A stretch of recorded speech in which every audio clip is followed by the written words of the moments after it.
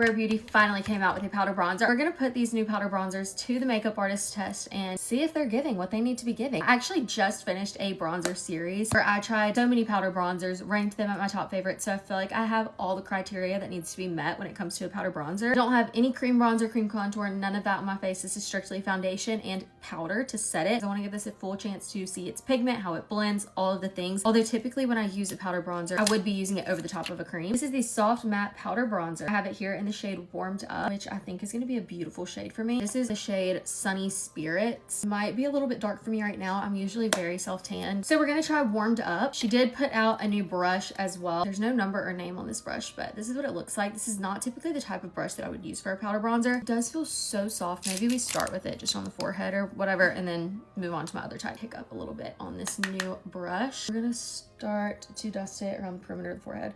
Okay, I already don't like the brush for this. I'm gonna start off doing half of the face. So far, I am really enjoying the color, like the actual shade. Let's go in on this other side here. Very pigmented. Back and soften out these edges with my previous brush. Looking very smooth. It's not looking patchy, especially for me to have gone straight on top of foundation with it. Like I said, I genuinely would never go in this heavy with it because I would already have a little pigment laid down, but I did want to give it a pigment payoff chance to see if it even would show up in the first place. It looks really pretty, honestly. I absolutely love the color. I'm big on nose contour. Making it on a smaller brush. Nose is looking snatched. I'm gonna take a little bit down the neck. I mean, honestly, this is looking stunning. This is super up close and personal. No beauty filter what my skin is looking like right now. It does look pretty glowy. I mean, it is buttery. This is the darker shade. Would have been a little bit too dark for me. So it's come in a total of 7 shades. Let me read you the claims. It's $30. It does say it has an ultra smooth cream-like feel, which I definitely noticed that even as I was rubbing them in and looking at them on the skin. It does not look like I just put on a powder bronzer. It looks like I put on a cream. It glides on like butter, blends like a dream with zero fallout. I can agree to that. There was zero fallout. There really wasn't even kickback when I dipped into it with the brush. I got shades number 3 and 4 out of 7. So there's 2 shades that are lighter than these 2, and there's 3 shades that are even darker. Here you can see all of the shades. These are the 2 that I just tried. Now for the info on this brush. This retails for $30. As it's a multi-use powder brush with soft synthetic bristles. I could see how somebody could like get in here and really contour. However, I feel like it would just create literally a line, not super diffused on the cheek. So I actually feel like I would like this better for a cream product. What do y'all think of this on the skin? I think it looks pretty dang good.